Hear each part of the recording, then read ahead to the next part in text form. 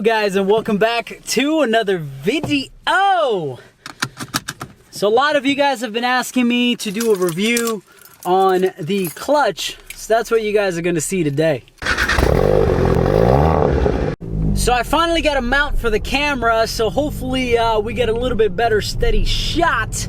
Thank you, Mr. Medic Magic, for putting me on, because that camera hanging out in the on the dash was definitely not good. Sun is shining on Long Island. This weather is so unpredictable because tomorrow there's gonna be a snowstorm. Exciting business. So I wanted to take the opportunity today and just kind of go over my clutch. I guess we'll start off with really where the clutch is right now and the braking period. So I have about 1,100 miles on this clutch, mixed driving, city and a little bit of highway here and there, but a lot of traffic just because obviously I live in New York and traffic is terrible. During the braking period, you should expect a few things. The first is the stiffness level of the clutch is going to be at its maximum. So the worst part of getting an aftermarket clutch is definitely going to be just getting through the braking period. And then once you hit about 500 miles on the clutch with a lot of clutch activity, which means you running the clutch in mainly local roads, you're gonna notice that the clutch actually softens up a lot. And one, you start to get used to it, of course, but the clutch does soften up quite a bit. It's not as bad as it was when I first got the clutch. When you first install it, you're gonna be a little bit scared because the clutch will feel like you're pressing on a leg press, and it's about 200 pounds than you usually do if you guys go to the gym, and you guys can use that reference. Know that it is gonna soften up over time. So make sure you guys kind of stick to it and get through the whole braking period before making any assumptions. Another thing you're gonna notice definitely once you start to go past the braking period is gear engagement is so much better. Downshifting is so much better. It's so easy to do because the clutch just holds it. And that is freaking awesome, man. Like, I've been running this clutch again for 1,100 miles and I have absolutely no complaints. Now, to address the elephant in the room, clutch noises and clutch chatter.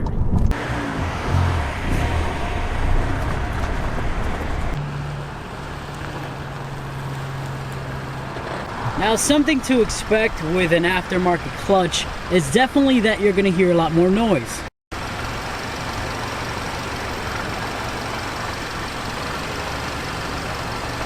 Now, the assumption that everybody makes is that that noise is actually clutch chatter. Let's get back on the road and I'll tell you exactly what it is. That noise you just heard is actually from the flywheel. Now, as you guys know, my clutch kit actually has a single mass flywheel. When you're talking about clutch chatter, you're really talking about this. It's that like growling sound that you hear from the engine. That is clutch chatter. Now, that's obviously going to be much louder as you start to get on power, as you start to get on boost, because that's just the way it is with the aftermarket clutches. They are a lot more aggressive, and those are some of the compromises that you actually have to kind of endure.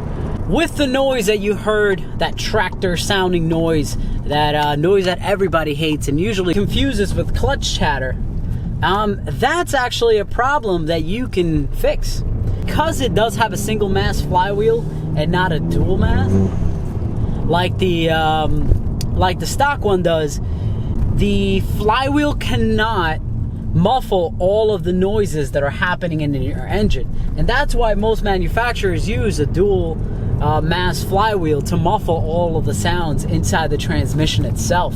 Now, one way to fix that would be to use a stronger gear oil Something like that Gear 300 would definitely be, you know, something that would work in reducing a lot of those noises inside the transmission. But again, like every upgrade, there is a compromise.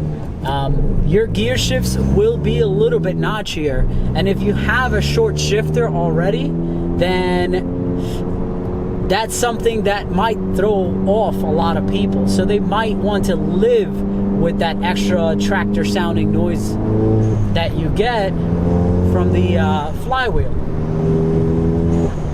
Woo! This car sounds awesome, feels awesome, and it is almost where it needs to be.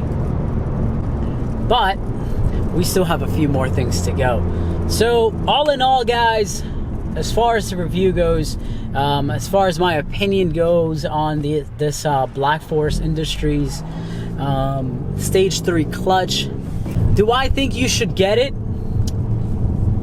If it's necessary for the kind of power you're trying to put out, absolutely go for it. This is one of the best systems you can buy on the market right now. But I can't stress this enough. Make sure you go through the break-in period correctly, because otherwise you're just going to shorten the length, the longevity of this clutch down the road, and you're going to be very, very disappointed.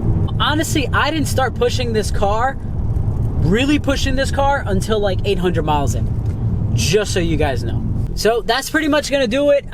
Guys, stay tuned for the JB4 dyno video, and also I have an announcement to make next week once a few things are signed. Some of you guys are gonna be very excited about it.